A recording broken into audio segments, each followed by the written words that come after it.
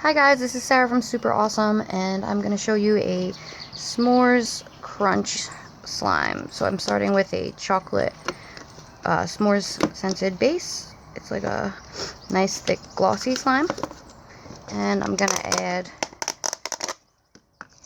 some big foam chunks, some white balls, and some small brown ones.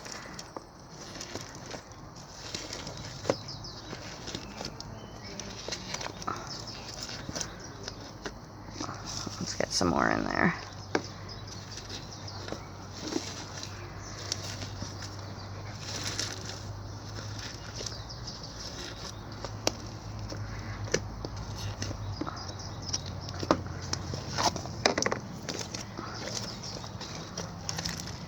The glossy slime has a great texture.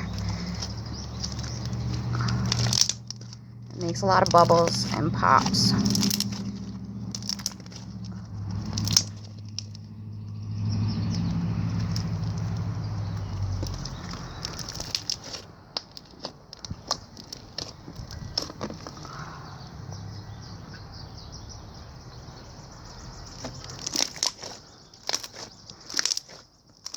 Very clicky.